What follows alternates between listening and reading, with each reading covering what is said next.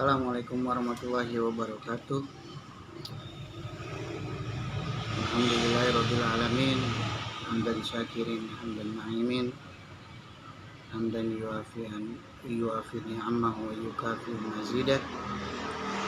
Allahumma sholli sholatan kamilatan wa sallim salaman ala sayyidina Muhammadin alladzi tanhalu bihi ruqad wa tanfariju bihi qalban. Syukur kehadirat Allah pada hari ini, hari Ahad 13 Agustus 2023, kita melanjutkan kembali tadabbur dari surat Al-Kahfi yang sudah kita baca ya, alhamdulillah, dengan program harian ini ya Sampanwe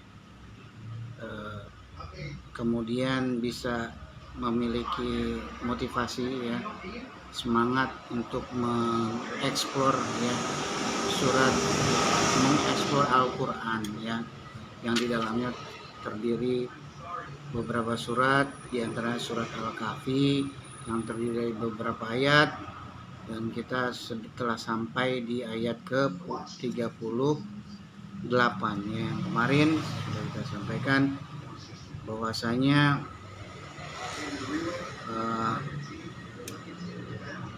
di ayat 37 itu kawannya atau yang beriman berkata kepada sambil bercakap-cakap dengannya, apakah engkau ingkar kepada Allah yang menciptakan engkau dari tanah, kemudian dari setetes air mani, lalu dia menjadikan engkau seorang laki-laki yang sempurna. Itu yang 37 dan 38-nya. 38 Bismillahirrahmanirrahim. Lakinnahu wallahu rabbi wala usyriku bi rabbi ahada. Tetapi aku orang yang beriman percaya bahwa dialah Allah Tuhanku, dan aku tidak mempersekutukan Tuhanku dengan sesuatu pun ya. Yang orang yang beriman percaya dengan Al-Quran, percaya akan adanya Allah, percaya bahwa Al-Quran adalah firman Allah. Nah, dan percaya bahwa Al-Quran adalah sumber referensi dalam menata sumber daya manusia dan sumber daya alam yang ada di kehidupan ini. Maka sebaik-baiknya ya guys, maka jadikanlah Al-Quran ini sebagai referensi untuk kita membuat sebuah ketertiban ya, membuat sebuah undang-undang ya. Kalau ingin lembaga terkecil maupun besar ingin maju, maka jadikanlah Al-Quran sebagai referensi untuk membuat peraturan ya, undang-undang ya. Nah, misalnya Indonesia kalau belum undang-undangnya kalau belum lengkap, belum berdasarkan mereferensi dengan Al-Quran, berarti itu tidak berdasarkan wahyu, melainkan berdasarkan pemikiran kemanusiaan ya. Tapi karena kita meyakini bahwa Allah adalah Maha Pencipta, maka jadikan Al-Quran sebagai referensi dalam membuat sebuah ketertiban perundang-undangan. Kita mengikuti wahyu, ajaran Allah. Itu guys. Jadi maknanya itu. Dan bagaimana kondisi di Indonesia? Di Indonesia masih banyak undang-undang atau peraturan yang belum mereferensikan kepada Al-Quran ya. Kalau belum berarti usahanya adalah bagaimana menjadikan undang-undang kaidah-kaidah Al-Quran ini sebagai undang-undang ya, dilengkapi ya. dilengkapi. Sebuah undang-undang harus lengkap selengkap-lengkapnya, detail sedetail-detailnya, dan juga itu harus di CR kan tuh, disampaikan ke khalayak umum gitu ya guys. Jangan sistem rahasia gitu ya. Jadi yang saya amati di kondisi sekarang ini, banyak lembaga kecil atau besar, mereka punya program tapi programnya program rahasia, nggak mau mentransparansikan programnya. Jadi ada apa-apa kira-kira ini ada untungnya baru disampaikan, tapi kalau nggak ada untungnya malah merugikan, tidak disampaikan.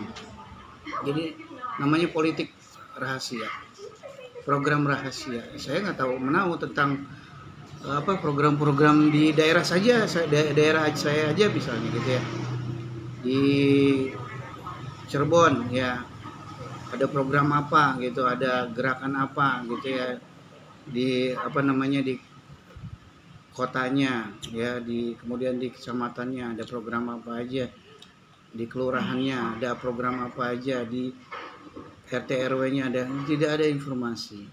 Harusnya kan harus ada satu informasi ya, minimal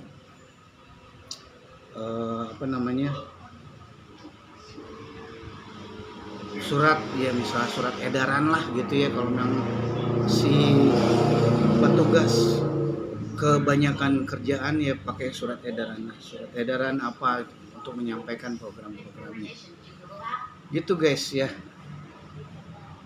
Ya kalau misalnya disampaikan, diedarkan, terus perlu kontribusi ya kita bantu ya guys ya. Kalau enggak ya kita nggak tahu ya.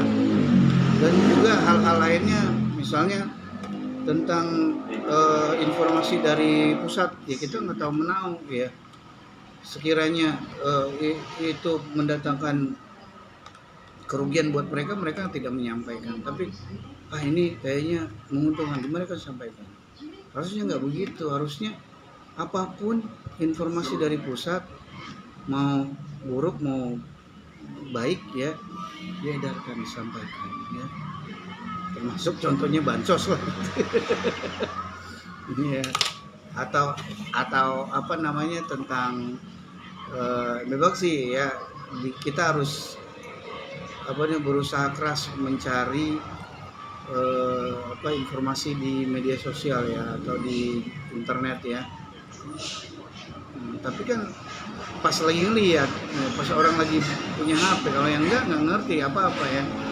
Mereka yang merapat ya kepada orang-orang yang memiliki informasi beruntung ya, itulah yang didahulukan gitu ya. Iya, tapi serahasia apapun manusia menyimpan, kalau Allah berkehendak membuka mah dibuka selebar-lebar. Nah gitu ya. Wah, lebar, jadi ketahuan semua. Jadi kebuka semuanya ya. Mau sepandai-pandainya tupai melompat, pasti akan jatuh jua. Sepandai-pandainya kita menyimpan kebusukan, maka akan tercium juga ya aromanya. Kayak simpan busukan sebanyak-banyaknya, tetap aja akan tercium ya. Nggak bisa ya, karena buruk ya. Kalau buruk tuh pasti kecium. Kenapa sih nggak ada salahnya kan disampaikan gitu ke setiap individu, diedarkan, itu kan baik. Program apa saja gitu kan, itu lebih fair gitu. Nah terus apalagi ya, kita pernah dengar membacakan hasil pemilu di tengah malam ya, di seolah-olah itu kan satu menjadikan sebuah persepsi yang buruk ya kepada penguasa yang melakukan perlakuan itu gitu ya, menyampaikan hasil pemilu di tengah malam saat seluruh masyarakat sedang tertidur itu. Ya berarti kan jurusnya jurus rahasia ya. Hanya orang-orang yang tertentu saja yang kemudian mengetahui. Yang udah terlanjur tahu dikasih tahu, yang belum tahu ya sudahlah katanya, anggap tidak ada. Jadi kemana-mana ya ngobrolnya guys ya. Nah, itu maksudnya gitu ya.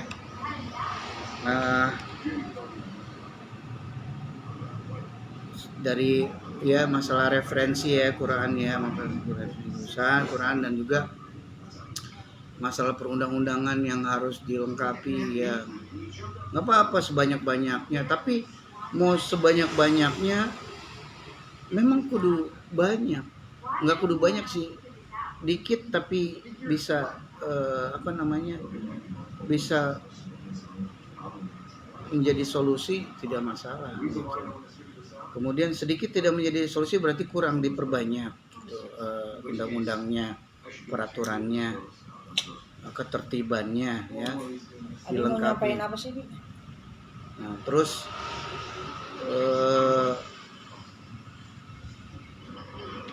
selanjutnya ya, nyampein bahwa ya undang-undang ya apa saja ya, peraturan apa saja ya, peraturan tentang misalnya contohnya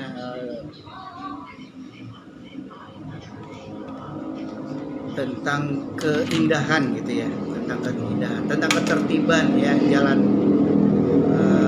raya misalnya, bagaimana jalan raya itu bersih dari kaki lima ya, bersih dari trotoar yang kusam ya, kemudian saluran airnya bagus ya, bebas debu, bebas sampah kan gitu.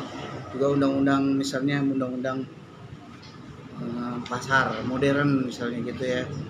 Saya pengen banget nih Indonesia punya pasar, tidak lagi ada pasar tradisional tapi pasarnya pasar modern yang itu pasar itu tidak becek ketika hujan, tidak bau ketika hujan, dan rapi gitu ya.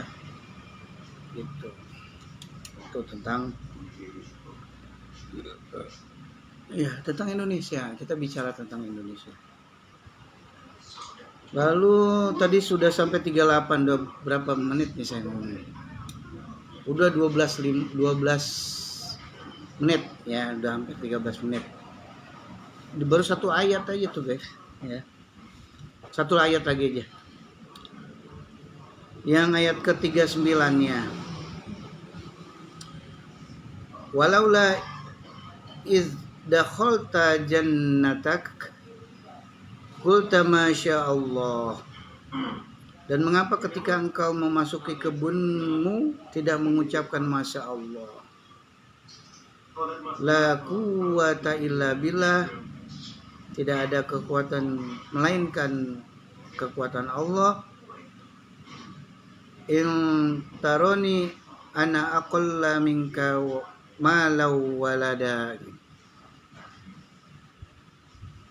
Atas kehendak Allah semua ini terwujud. Tidak ada kekuatan kecuali dengan pertolongan. Sekalipun engkau anggap harta dan keturunanku lebih sedikit daripadamu. Ini seorang yang beriman tadi berkata kepada orang yang kafir tadi gitu. Mengapa ketika engkau memasuki kebunmu tidak mengucapkan, kebun itu bisa kebun beneran, bisa sebuah perusahaan, bisa sebuah lembaga ya, lembaga kecil maupun besar ya,